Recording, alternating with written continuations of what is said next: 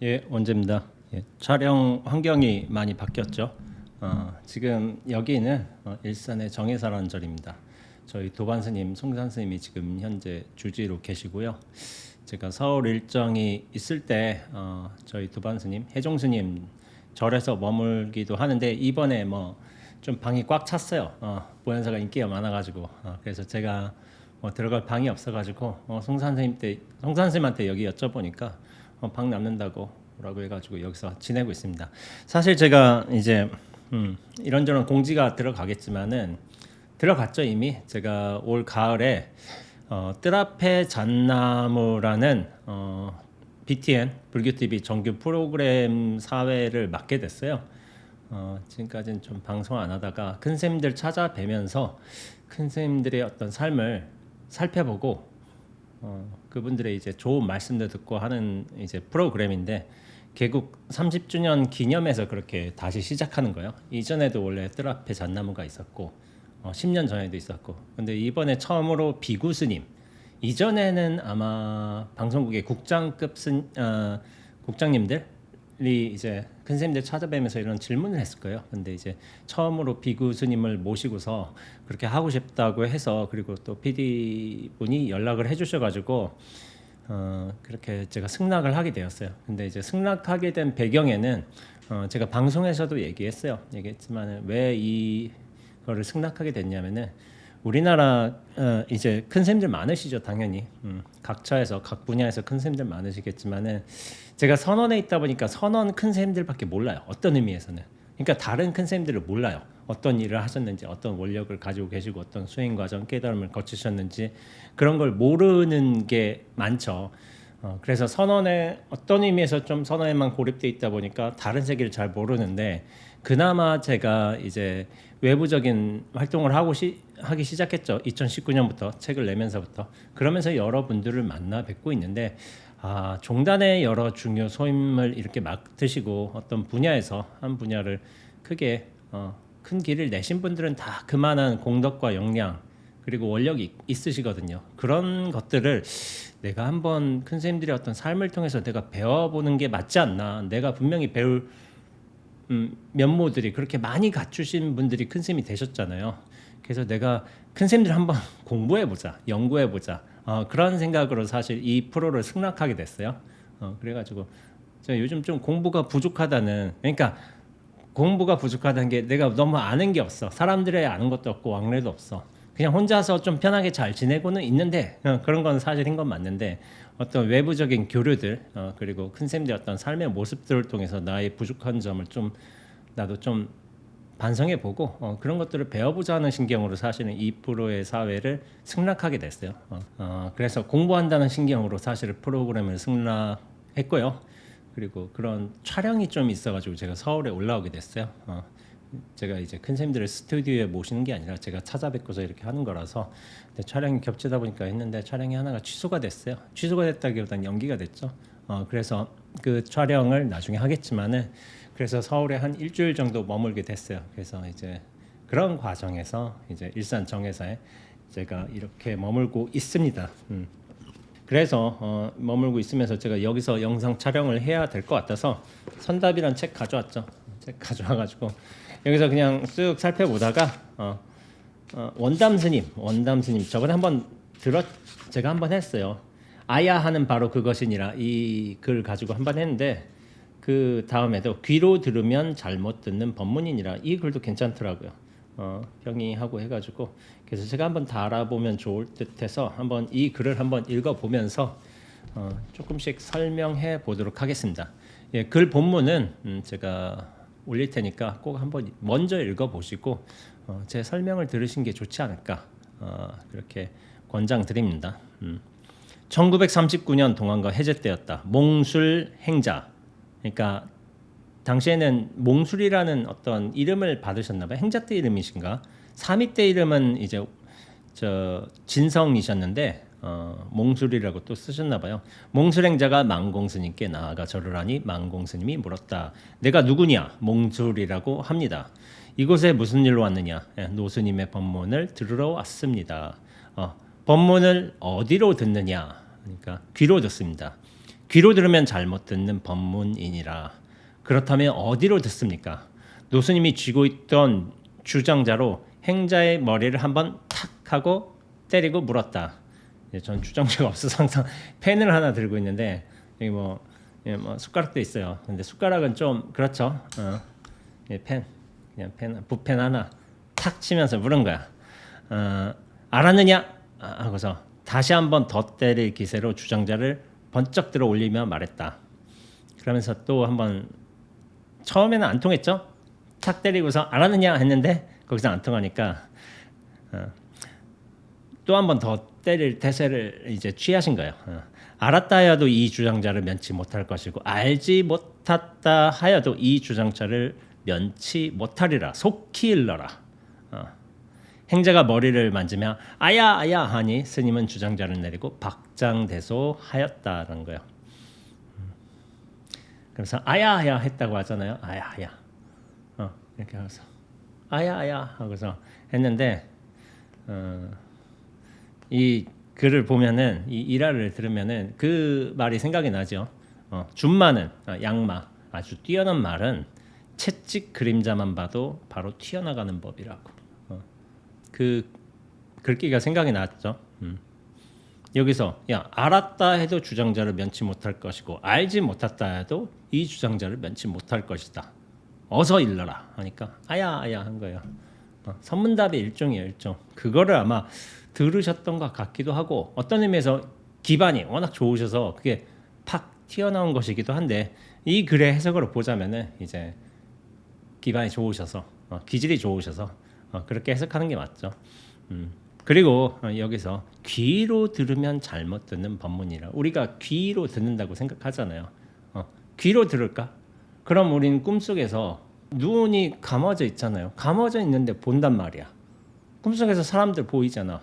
말도 듣잖아. 실제로 말이 있어요? 없잖아요. 근데 말도 듣고 뭐 꿈에서 사람들도 보고 경치도 보고 어떤 물건도 접하고 소리도 듣고 놀라기도 하고 그러잖아요. 눈으로 보는 게 아니죠. 꿈만 예시로 들자면은 눈이 감겨져 있는데도 보고 있어. 귀도 이제 소리가 없는데도 듣고 있어. 그럼 뭘까요? 시기 보고 듣는 거죠. 시기. 실제 어떤 대상 경계가 나타나서 보고 듣고 하는 게 아니라 의식이 모든 걸 보고 듣고 하는 거야. 근데 그 대상이 없잖아요. 대상이. 어떤 눈으로 볼 수 있는 대상, 귀로 들을 수 있는 어떤 소리가 없잖아. 근데 볼 수 없는 걸 보고 있고 들을 수 없는 걸 듣고 있어. 다 식에서 벌어진 일이에요. 식 하나가 어떤 장에서 탁 펼쳐지면서 없는 모습도 보게 되고 듣지 못할 소리도 듣게 되는 거예요. 그러니까 식 하나에서 모든 게 다 벌어지는 일이야. 그래서 유식이란 말도 있겠죠. 유식, 사상 이런 것도 있겠지만은 다 식에서 벌어지는 거예요. 그러나 이제 식에 어떤 펼쳐지는 것들이 내용물들이 상태들이 경과들이 있다고 해도 식보다 더 앞선 게 어떻게 보면은 뭐 순수 의식이라고 그렇게 표현하기도 하는 것 같아요. 정말 순수하다. 식은 어떤 내용물이 있잖아요. 내용물이 결국엔 보는 거 듣는 거 없다 하더라도 볼 게 없더라도 보는 내용이 있고 들을 게 없다 하더라도 듣는 내용이 있잖아요. 다 식에서 벌어지는 일이지만 순수 의식 눈앞은 여전한 거예요. 우리가 잠자고 있어도 어떤 대상을 접한다 하더라도 그 눈앞에서 보고 듣잖아요. 거기도 눈앞이야. 이 현실 세계에서 들어와서도 눈앞이고 이 눈앞은 물드는 바가 없어요. 오염되는 바가 없고 그게 확 펼쳐져야 되는 거예요. 내용물 없는 의식이 어떻게 보면 순수 의식이고 그게 눈앞인 거죠. 어느 정도 그런 기질이 많으셨을 거예요. 이 원담 선생님께서는 한번 본문 읽어볼게요. 몽술행자는 훗날 망공스님의 선문답에 삼이나 시자로 자주 등장하는 진성 혹은 원담 스님이다. 이 문답은 하룻강아지처럼 물정 모르는 행자가 덕숭산의 호랑이를 놀린 격이지만 놀렸어? 아야? 놀렸다는 건 잘 모르겠지만 망공스님은 오히려 손뼉을 치고 좋아하고 있다. 그러니까 놀렸다는 게 진성삼이가 원담 스님이 실제로 이걸 도리를 알고서 얘기했을 수도 있고 모르고 그냥 이걸 어떻게 피할 수 있는지 따라했을 수도 있다는 저는 생각은 들어요. 근데 따라하는 것도 재주는 좋은 거야.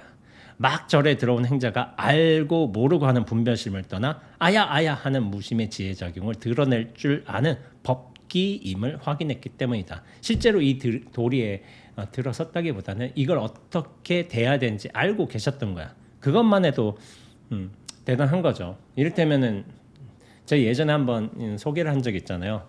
어떤 제 선배 스님 한 분이 큰 도량에 가가지고 큰 스님을 신견했어. 처음으로 출가하겠다고 딱 인사를 드렸어. 그러니까 큰 스님이 야, 한 소식 내놔봐라. 한 소식 일러봐라 하니까 이 스님이 어디 갔냐면은 저 마당에 있는 대중 있잖아요. 대중 가가지고 대중을 땡 하고 친 거예요. 한 소식 일러봐라 하니까 대중을 땡 하고 쳤어. 도량의 종소리가 왕 울렸겠죠. 그러니까 큰 스님이 좋아하면서 하하하 웃으면서 좋아했다는 거야. 그게 종 하나 쳤다는 걸로 이 스님의 공부가 엄청 뛰어나다 그렇게 평가할 수 있지는 않아요. 사실은 그거는 좀 겪어봐야 돼. 사람을 더 겪어보고 대화도 해보고 뭐 경계도 체크해보고 그렇게 해야지만 그 스님의 어떤 경계 수준을 공부 수준을 알 수가 있는데 일단 1차 관문은 통과한 거예요. 멋있었던 거예요. 그 스님이 그러면은 이 한 소식 일러봐라 라는 거에서 진짜 종을 땡 치고 이를테면 뭐 거기에 대해서 분명한 확신이 있었냐 그건 아니었던 거예요. 다른 행자들이 와, 야 도인 행자 왔다. 야 공부 꽤나 한 행자가 왔다. 가지고 서로 다 가서 이제 스님들도 가서 아유 행자님 어떻게 그 대종 칠 생각을 했어요? 라고 물어보니까 그 행자님 한 말이 재밌었던 거죠. 저희 선배 스님인데 그냥 한 소식 일리라고 했잖아요. 큰 스님이. 그러니까 자기는 뭐라도 해야 되는 거야. 근데 딱히 뭘 해야 될지 모르겠어. 근데 주변에 둘러보니까 저기 종이 있는 거야. 종이 있어서 종이나 치자 하고 저 종을 탁 쳤다는 거야. 종을 탁 친 거야. 근데 이제 그 종 치는 게 너무 멋있잖아요. 그러니까 도량에는 뭐냐, 야 공부 꽤나 많이 한 행자가 이렇게 들어왔다 해가지고 막 서로 기대감을 품었던 거죠. 근데 실제로 알고 보니까 그냥 보여서 했다는 거야. 보여서 했다는 거. 근데 보여서 한 것도 근기예요. 근기. 왜 제가 근기냐고 그걸 근기라고 설명하냐면은 보여도 하지 못해요. 보통 사람들은. 왜냐면 거기 생각의 개입이 많이 들어가. 야, 이 종을 치는 게 맞을까? 저 종 쳐도 안 혼날까? 해가지고 종을 치는 도리가 어떤 뭐 진공묘의 도리하고 뭐 나의 어떤 선문답에 대답으로서 맞을까? 이런 주저함이 있단 말이야. 그런 상황들 때문에 선뜻 이렇게 나서서 종을 한번 말끔하게 치지를 못해요. 근데 별 생각이 없다 하더라도 그 종이 보인 것이며 보였으니 칠 생각을 한 것이며 그 의도가 별로 생각이 법에 대한 해석이 별로 없더라도 그런 행동으로 나아간 것은 굉장히 좋은 거예요. 저는 더 좋은 거라고 보고 있습니다. 생각이 많으면 오히려 행동이 불명확해져요. 자기 스스로 확신도 부족해지고 그러니까 오히려 생각 없이 행동한 게 더 좋았다. 저는 그런 식으로 생각을 해요. 후에 그 선생님께서 정말 공부를 잘했느냐 그건 뭐 잘 모르겠지만은 여전히 공부를 열심히 하고 계시지만은 스타트는 좋았다. 그렇게 얘기할 수 있는 거겠죠. 그리고 이 대화 같은 경우도 그래요. 만공쌤이 그렇게 물어봤잖아요. 법문은 귀로 듣는 게 아니다 하니까 야 말해도 30방 말하지 못해도 30방이다. 야 대답해 하니까 뭐냐면은 아야 한 거잖아. 그러니까 이게 뭔가 통한 구석이 있어. 통한 구석이 있으니까 이게 좀 일화로 소개되는 거죠. 대부분은 안 통했겠죠. 이 만공스님이 이 진성사미에게만 그렇게 법을 걸었겠어요? 여러 사람한테 법을 걸었겠지. 그런데 진성사미한테만 통했으니까 그 이야기가 어떻게 보면은 진성사미가 나중에 원담 스님이 되셔가지고 수덕사의 방장도 되셨고 수많은 학인들을 제접해 주셨어요. 그리고 한문으로도 굉장히 유명하죠. 선필, 뭐 선사의 기운이 들어간 어떤 글을 쓰셨기 때문에 그것으로 굉장히 유명해 주셔가지고 선지식이 되셨기 때문에 이 일화가 소개될 수 있는 거예요. 보통 공부가 안 되면 일화 자체도 소개가 안 돼요. 그렇기 때문에 이 일화가 지금까지 남을 수 있었던 거예요. 그렇죠. 원담 선생님이 공부를 잘 하셔서 마음을 잘 여셨기 때문에, 그리고 선지식으로서 그렇게 역할을 하셨기 때문에 이것이 소개가 될 수 있는 거예요. 자, 본문 읽어볼게요. 이 문답에서 망공 스님은 법문은 귀로 듣는 것이 아니라고 했다. 그렇다면 어디로 듣는다는 말인가? 흔히 마음 땅, 심지, 마음 땅을 촉촉하게 적시는 법의 비를 심지 법문이라고 한다. 마음 땅에 뿌려진 불법의 씨앗을 싹 틔우기 위해서는 학인의 마음의 귀가 열려야만 선지식의 마음 법문을 진실하게 들린다는 것이다. 마음의 어떤 귀가 열려 있어. 마음의 귀는 어떤 모양일까? 이런 귀 모양일까? 마음의 귀는 귀 모양이 없겠죠. 귀 모양이 없겠죠. 마음 법문을 진실하게 들린다는 것이다. 남학향 스님은 마조 스님의 물음이 있었죠. 도가 모습이 아니라면 어떻게 볼 수 있겠습니까? 라는 질문에 심지 법안으로 도를 볼 수 있으니 모습 없는 삼매도 그러하다 라고 답했다. 마음의 눈으로 보지 않고서는 진리를 볼 수 없다는 가르침이다. 근데 마음의 눈으로 진리를 본다.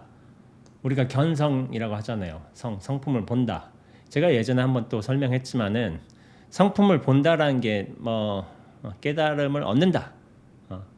이런 것처럼 될 수도 있지만은 틀린 건 아니지만은 오히려 해석이 그보다는 견성이 성품을 본다라는 것보다는 보는 보는 성품이라고 하는 게 사실은 더 좋을 것 같아요.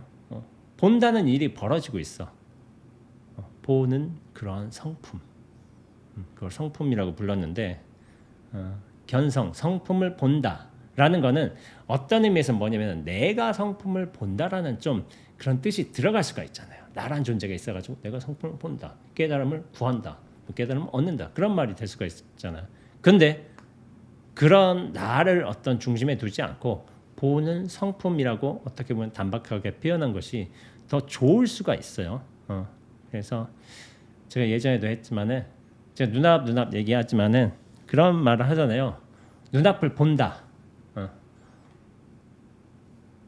라는 말보다는 내가 눈앞을 본다라는 뜻으로 해석될 수가 있어. 그래서 눈앞을 본다라는 말보다는 뭐냐면은 오히려 눈앞이 나를 본다.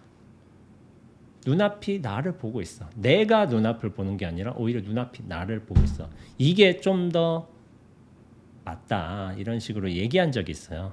그러니까 나란 존재, 중심성, 실제성, 이것을 가지고서 무엇을 한다라는 건 사실은 좀 어긋나는 특성이 있어요. 중심은 이 눈앞으로 옮겨져야 돼요. 이게 전체성으로서. 그건 전체성으로 옮겨지면은 나란 존재가 이렇게 드러나게 돼 있어. 원지란 존재가 이렇게 손도 들면서 말도 하면서 드러나고 있어. 이 드러남의 모습이 있기 때문에 그게 더 중요한 거예요.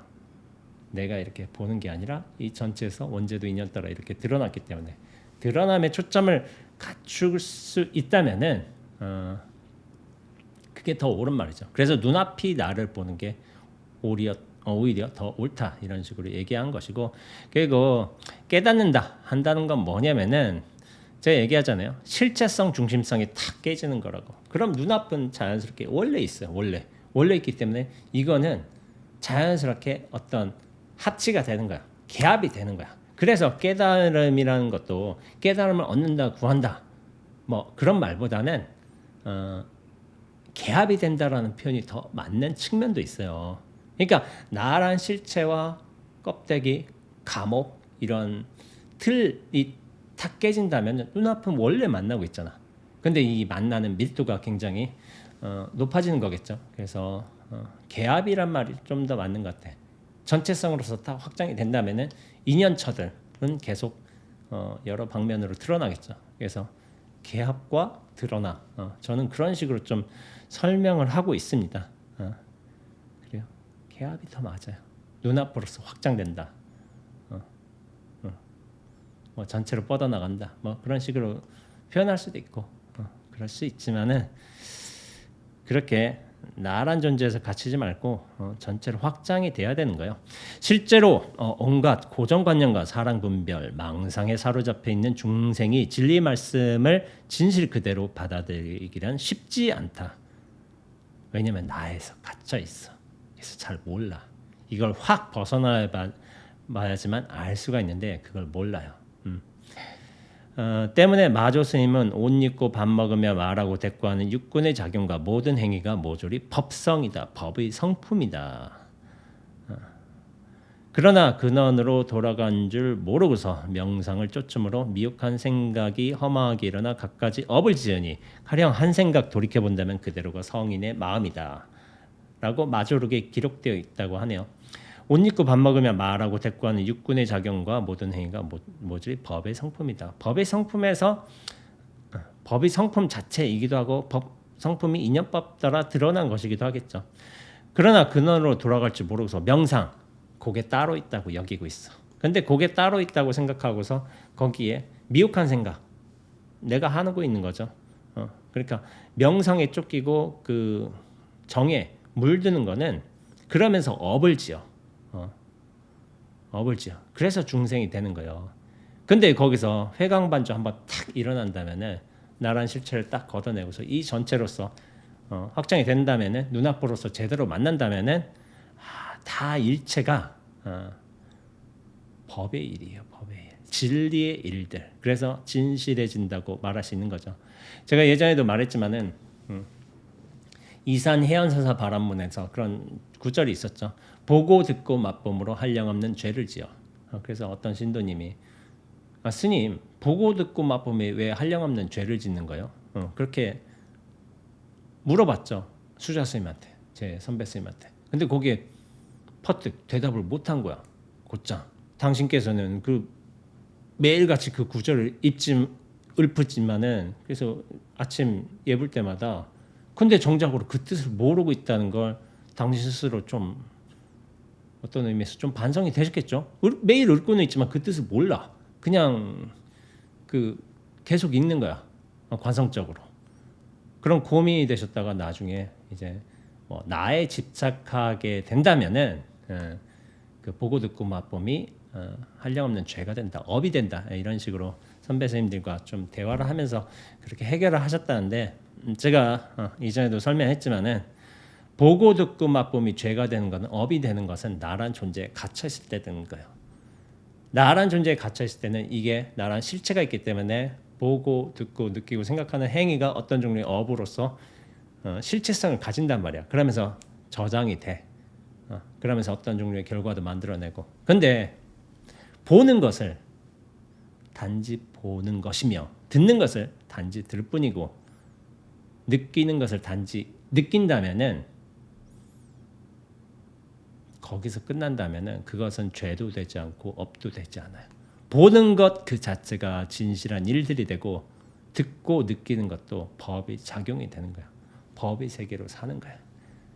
나란 실체 때문에 문제가 되는 거예요. 실체 하나 탁 걷어낸다면은 이 전체로 확 환원이 된다면은 거기서는 죄와 업이 없어요. 그 개성 있잖아요. 죄무자성 종신기 심양멸시 죄영막. 죄에게는 자성이 없어요. 오직 마음 따라서 일어나는 거야.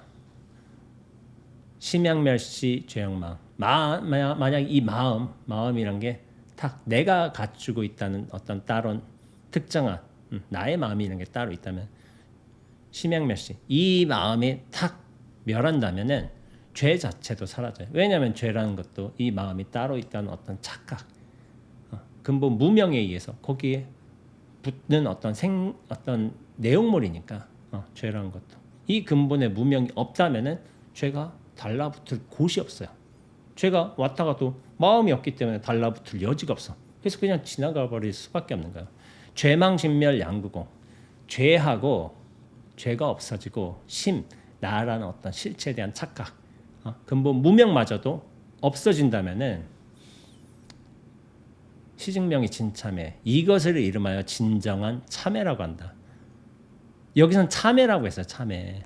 아니 죄도 없고 죄라는 어떤 내용물도 없고 그것을 담을 수 있는 마음, 나란 착각도 없어. 그렇다면 그게 참회라고 불러.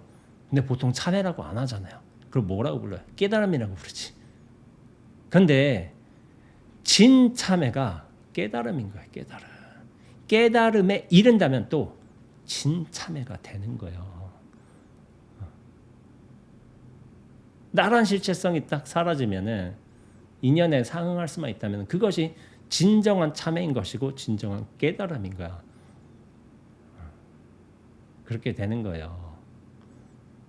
그래서 내가 진짜 업장소멸을 하고 싶다, 진정한 참회를 이루고 싶다, 깨달으면 돼요. 그때부터는 업이 들러붙지 않게 돼요. 업이. 왜냐하면 업을 담을 수 있는 그 마음이란 착각, 그릇이 아예 사라져 버리니까. 그렇죠. 그래서 제가 예전에 비유를 했잖아요. 어떤 일이 하나로 왔어. 어떤 일 하나로 와가지고 업이며 복이며 뭐 죄며 뭐 이런 것들이 왔다가도 여기 왔어.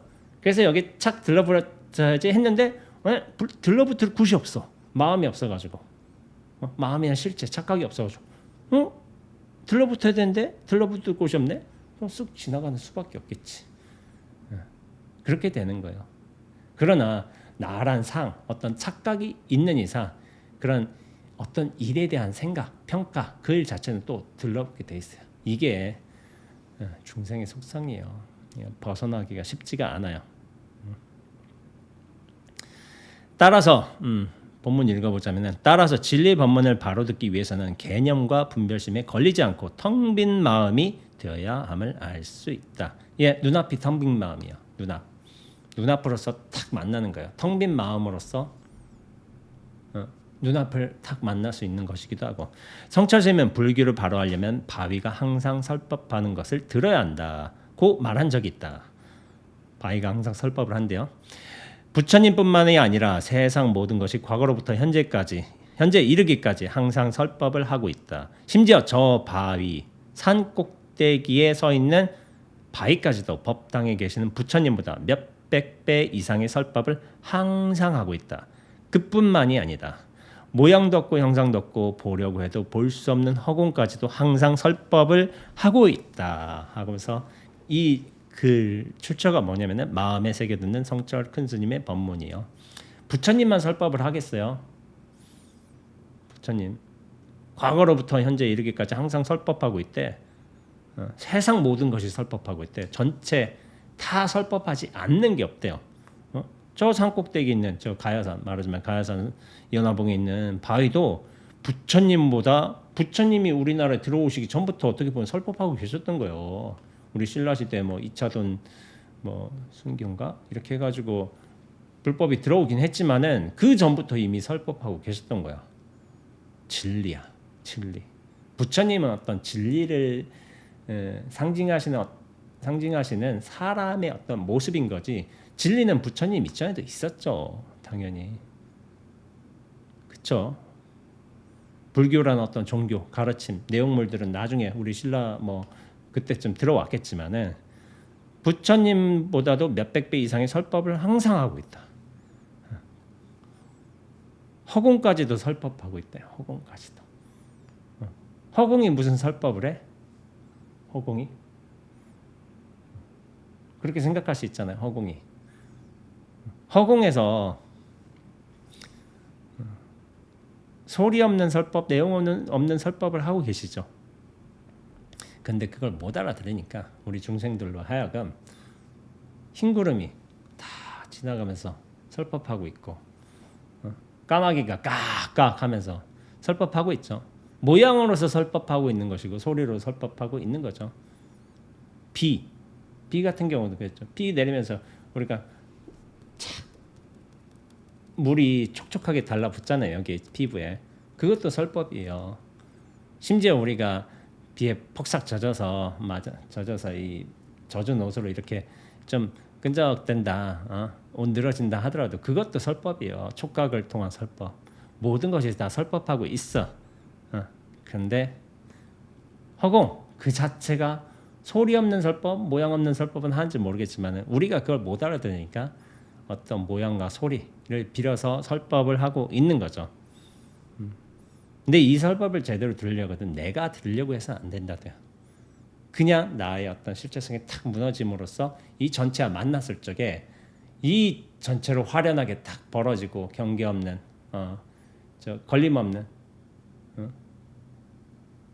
경계로서 이게 확장되었을 적에 낱낱이 경계가 진리로 드러난다는 거예요. 그러니까 구름도 흘러가는 구름도 진리로 드러나고 까마귀 소리도 진리로 드러나고 그러는 거예요. 그게 온전해진다, 여실해진다, 스스로 분명해진다. 이런 식으로 표현을 할 수 있는 거죠.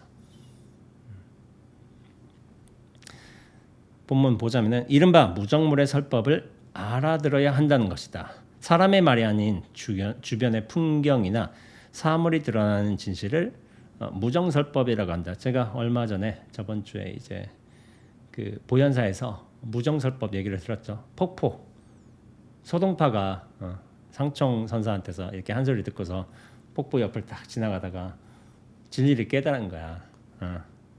폭포는 무정물이잖아요. 무정물. 정이 있어서 설하겠어요? 정이 없잖아요. 근데 딱 법을 설하고 있어. 바위의 설법하고 비슷하죠. 진짜 우리가 준비가 됐다면은 저 바위 커다란 바위를 확 마주할 때 확 와가지고 깨달을 수도 있어요. 근데 소리로 깨닫는 경우가 많아요. 소리로 많이 진리에 들어가셨어요. 역대 수많은 이제 조사 선지식들께서 소리가 많았고 모양으로도 좀 많이 있었고 뜻으로도 들어간 경우도 있긴 해요. 근데 별로 그건 좋지는 않은 것 같아. 제 뭐 개인적인 기준이지만은 몸으로서 깨닫는 게 훨씬 좋은 것 같아요. 제 생각에는 뜻으로서 들어가기보다는 그런 경우도 많긴 한데 뜻은 여전히 좀 휘둘릴 수 있어요. 거기에 또 내용물도 있고 많이 있고 해가지고 자 무정설법인데 그것은 의식으로 조작해서는 알 수 없는 진실의 세계다. 쓸데없는 망상과 분별의식 일체의 관념이 사라졌을 때 있는 그대로 보이고 들리는 것이 선의 세계다. 쓸데없는 망상과 분별의식 일체 관념 그건 뭐예요? 나란 실체를 가지고 있을 적에 다 벌어지는 일이잖아요. 의식을 조작한다는 것도 그렇고 결국 나야 나 하나 확 사라지면 있는 그대로 보고 들리고 하는 게 선의 세계다. 무정설법을 보고 들을 수 있으면 온 세상에 설법 안 하는 존재 없고 불사 아닌 일이 하나도 없음을 알게 된다. 소위 곳곳에 부처가 있고 매사가 불공아님이 없다는 말이다. 제가 이 구절을 보니까 망월사 천중선에 살고 계시다가 돌아가신 선배 스님이 생각이 나요. 저희 선배 스님이 어떻게 하셨냐면은 공부를 굉장히 열심히 하셨어요. 장자불화를 하셨는데 잠을 안 주무셨어요. 그나마 이제 뭐라 그러지 이불을 까신 적이 아마 없을 거예요. 근데 방이 있었는데 방에서 거의 안 들어오셔. 큰 방에 계속 앉아 계셔요. 이렇게 좀 장자불화를 오래 하셨어요. 유명하신 스님이에요. 이 스님께서 이런 말씀을 하신 거예요. 일단 경제에 나오는 말이죠. 곳곳에 부처가 있고 매사가 불공이다. 이게 처처불상이요 사사불공이다. 이런 말이 있어요. 처처가 불상이요. 처처가 부처님의 모양이요. 사사 이루어지는 일마다 그 모든 일들이 사실은 부처님의 공양이라. 부처님의 불공 아님이 없다. 근데 우리 선배 스님께서 이렇게 용맹정진을 하셨지만은 용맹정진 좀 단점이 있어요. 졸게 돼요. 정진 시간에. 졸게 돼서 조는 시간이 좀 많이 늘어나요. 잘못하면은 계속 졸게 돼. 잘못하면은. 왜냐면 몸의 원리가 있잖아요. 몸은 피곤하면 쉬어줘야 되고 졸리면 좀 자야 돼요. 그 원리를 조복이라는 어떤 명분 하에서 굉장히 통제하고 이렇게 이겨내고 하는 것도 있는데 제가 조복이란 말을 저는 좋아하진 않아요. 복종시킨다는 말이거든요. 완전히 가라앉혀서 복종시키는 건데 몸을 복종시킨다. 되게 멋있어 보이잖아. 이 몸의 원리도 탁 뭉개져 버려. 이를테면 잠자는데 야 잠에도 빠지지 않아. 피곤한데 피곤함도 느끼지 않아. 조복 대단한 거잖아요. 나의 뜻에 의해서 의지에 의해서. 근데 조복이란 말의 함정이 뭐냐면은 조복이란 말은 좋아 보이지만 함정이 있어요. 그게 뭐냐면은 어떤 일정 때만 그렇다는 거예요. 일정 때만. 그것이 내가 조복시켰다고 해서 내가 이를테면 30의 나이에 몸의 조복을 받았다 한다고 해서 내가 죽는 80살까지 50년 동안 조복이 다 될까? 아니에요. 그 몇 개월, 뭐 길면 1년 그 정도까지는 어떤 몸에 기운이 있어서 힘이 있어서 의지가 있어서 그게 컨트롤이 될 수가 있어요. 근데 뭐냐면은 그건 나중에 사라지는 거래도요. 내 뜻에 의해서 완전히 컨트롤 되는 거 없어요. 몸도 지 나름의 원리를 따라갈 거예요. 아니요. 피곤하면 자야 되지 당연히. 그 원리가 나쁜 게 아니라니까.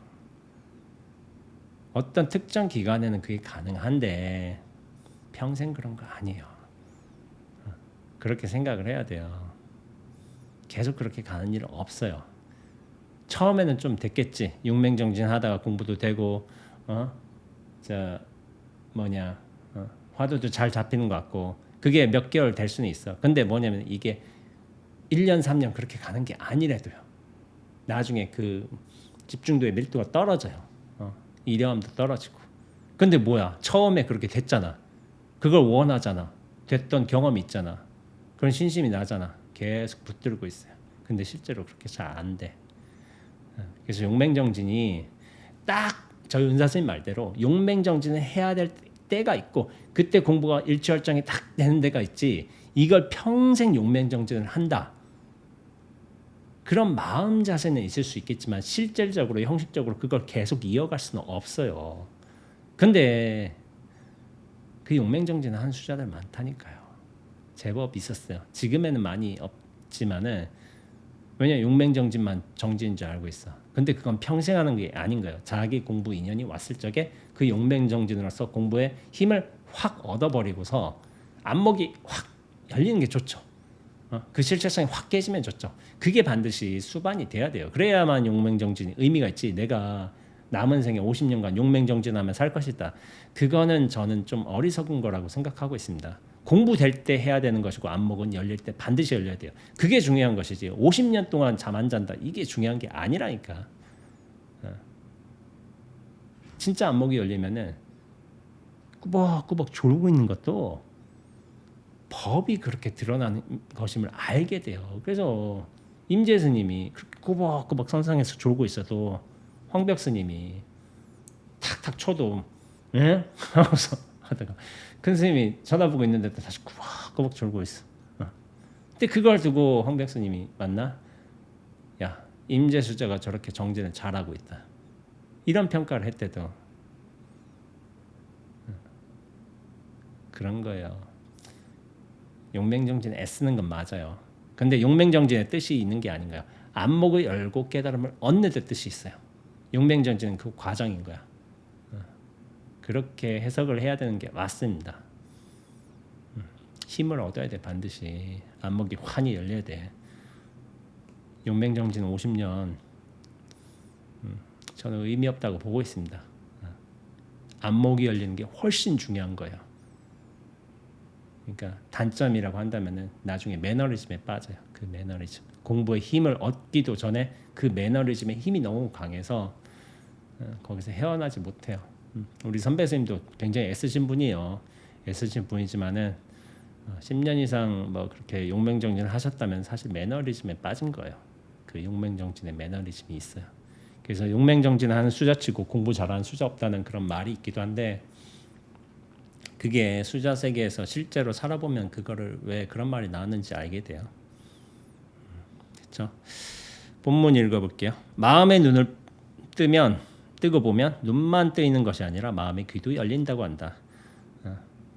보고 듣고 느끼고 생각하는 모든 것이 확 바뀌니까 바뀐 바 없이 모두가 다 바뀌어버리니까 이 전체성으로서 환원이 된다면은 코에 냄새 맡는 뭐 성품도 달라지겠죠. 눈으로 소리를 보고 눈으로 소리를 듣게 된다는 것이다. 왜냐하면 전체로서 물론 이게 감각기관으로서 작용하고 있긴 한데 전체로서 확장이 되기 때문에 그렇죠. 이 허공에는 이 눈앞에는 눈, 코, 귀, 입이 없어요. 사실은 식이죠. 식 전체로 듣기 때문에 그렇죠. 달라지는 거죠.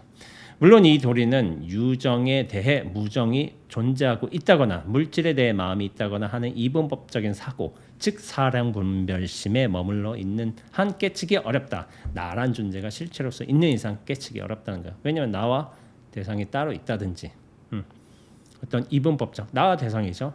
그리고 주, 객, 자타, 시비 뭐 이런 거가 있는 이상 깨치기 어렵죠. 마찬가지로 보는 눈과 보이는 대상이 따로 있다고 여기는 한 서가모니 불이 인멸한 뒤 56억 7천만 년이 되는 때에 다시 사바세계에 출현한다는 미륵불이 나타날 때를 기다려도 알기 어렵다고 했다. 온갖 번뇌망상을 비워버리고 지금 당장 온몸이 귀가 되어 무정설법을 들어보자. 온몸이 귀가 된대. 온몸이 눈이 되고 코가 되고 온몸. 그 진정한 온몸은 눈, 코, 귀, 입이 없죠. 근데 인연에 따라 보기도 하고 듣기도 하고 느끼기도 하고 다 하겠죠. 근데 나란 통로를 통해서 그렇게 가능한 거예요. 전체로서 환영이 되겠지만은 보고 듣고 느끼고 한 거는 결국 나란 통로를 이 인연을 잘 거쳐야 돼요. 이 인연을 거쳐야지만 그런 설법을 들을 수가 있겠죠. 그래서 제가 뭐 지금 한 45분 정도 한 것 같은데 간단하게 다른 글 제가 예전에 쓴 글이 있어서 한번 이 글을 한번 읽어보면서 이야기해 보도록 하겠습니다. 방을 서로 이웃하고 있는 두 사람의 죄수는 벽을 두드리면서 소통한다. 방을 서로 이웃하고 있대. 근데 죄수가 있어. 감옥에 갇혀 있어. 근데 이 벽을 두드리면서 야 뭐해? 야 거기 밥 뭐 나왔어? 밥. 야 거기 너무 덥지 않아? 그래서 두들기면서 이렇게 소통하는 거야. 벽은 두 사람을 분리시키는 것이지만 소통의 수단이 되기도 한다. 그렇죠? 벽이 두 사람이 딱 분리된 거야. 근데 알고 보면 이것도 두드려가면서 서로 소통할 수 있는 매개가 될 수 있단 말이에요. 이 비유를 하면서 무슨 말을 하냐면 우리도 하나님도 마찬가지다. 모든 분리는 고리다. 우리나 하나님이라고 여기 인격 뭐 신이라고 생각할 수도 있지만 우리나 나란 존재나 진리도 마찬가지다. 모든 분리가 그렇게 분리가 돼 있는데 나란 존재로 분리돼 있고 진리가 이렇게 분리가 돼 있는데 사실은 이게 소통할 수 있는 고리, 매개라는 거야. 매개. 이게 중요한 거예요. 이게 사이먼 베일인가 하는 프랑스 철학자의 말일 거야. 철학자. 이게 좀 우리가 철학자여서 좀 표현법이 좀 다르긴 한데 이게 진리를 탐구하는 분들은 그 감지력이 뛰어나. 이런 분들 수행하면 잘할지도 몰라요. 감각이 워낙 좋기 때문에 진리에 대한 감각이. 우리도 진리도 마찬가지야. 분리는 돼 있지만 사실은 이 분리가 알고 보면은 고리라는 거야. 서로 연결될 수 있는 고리. 이 고리가 어떻게 돼요? 보고 듣고 느끼고 생각하면서 진리와 하나 될 수 있는 고리가 되는 거지. 그러니까 많은 성각자들 보세요. 조사 선생님들. 보는 순간, 듣는 순간, 맞는 순간 깨달았어요. 이게 사실은 고리이기 때문에. 이 감각 경험들이. 고리예요, 고리. 나쁜 게 아닌 거야. 진리가 화련히 들어오고 또 화련히 나갈 수 있는 거야.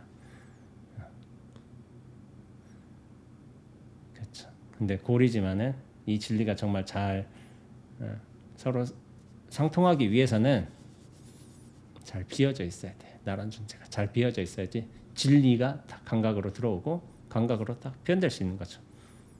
들어오면서 이거 맞으면서 진리를 느끼는 거야. 아야 하고 진리를 느끼고 그러면서 또 이렇게 하면서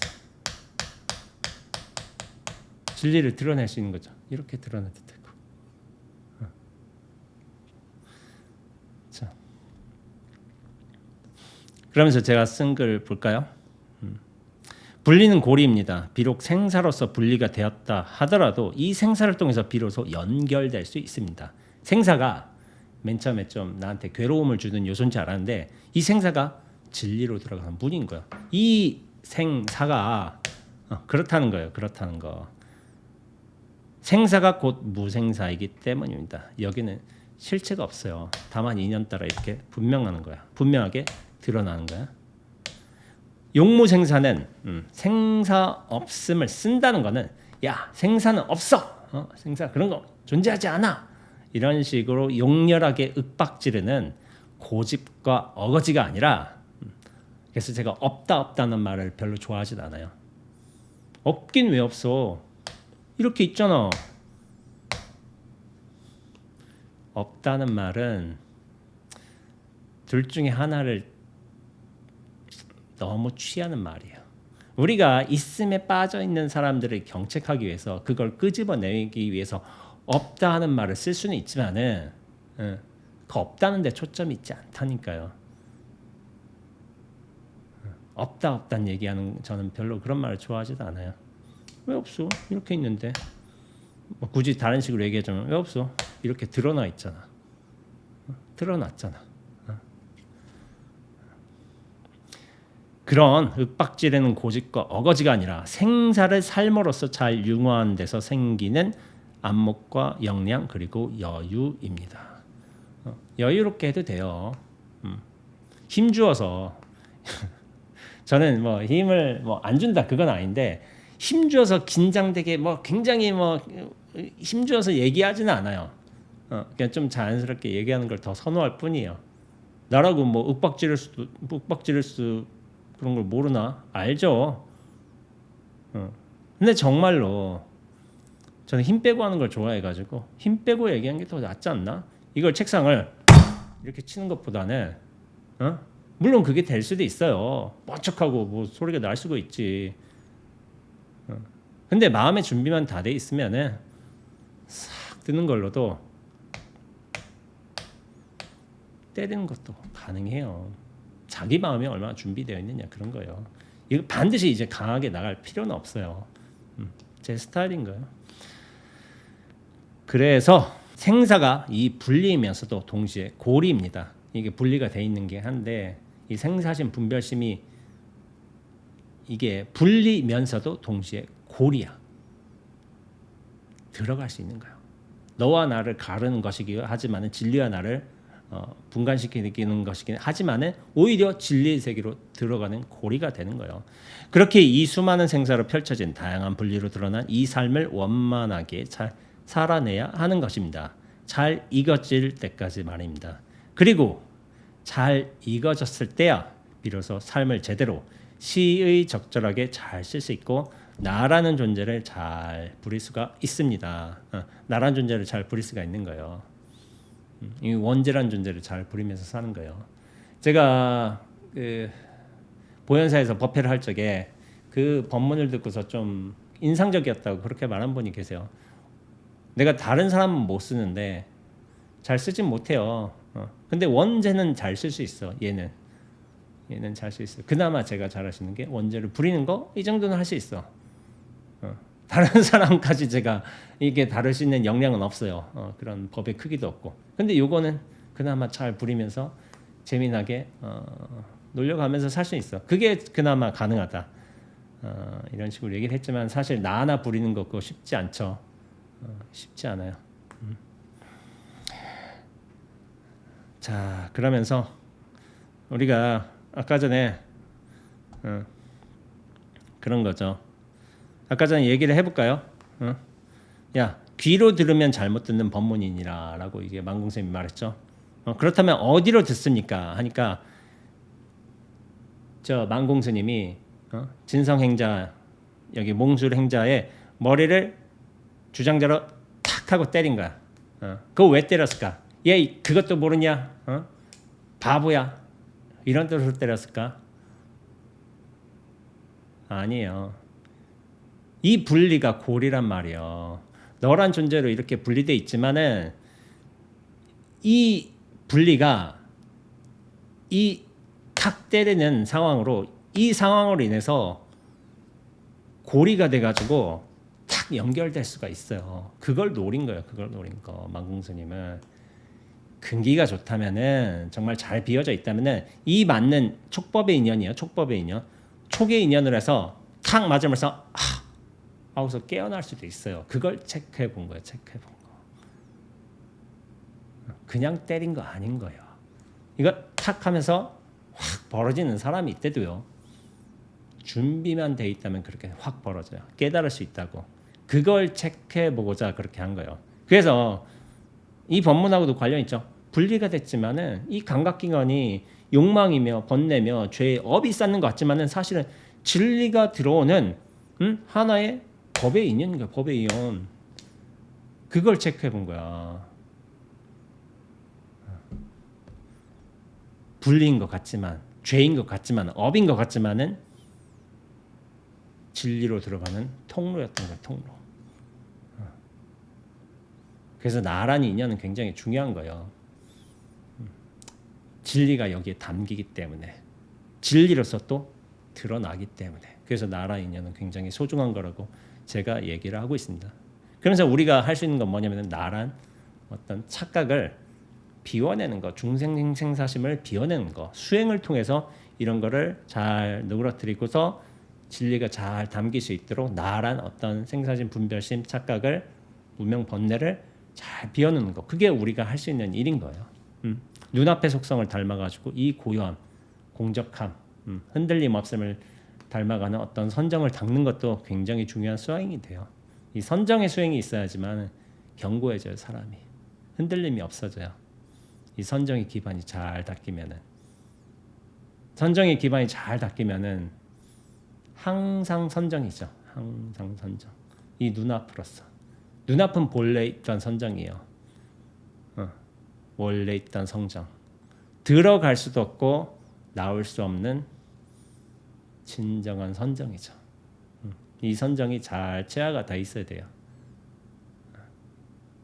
그래야만 첫 처가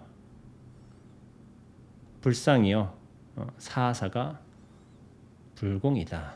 첫 처가 불상이요, 사사가 불공이다. 이걸 스스로 분명하게 확인할 수가 있는 겁니다. 예. 오늘 귀로 들으면 잘못 듣는 법문이니라라고 했어요. 지금 뭐 1시간 좀 안 됐구나. 55분 정도 됐어요. 근데 이 차실에서 이렇게 했지만은 뭐 잘 들으실 분은 들으시려고 저는 생각하고 있습니다. 예. 이렇게 하고 법문 한번 생각해 보셨으면 좋겠고요. 다음에 일요일에 또 다른 법문으로 찾아뵙도록 하겠습니다. 예, 수고하셨습니다.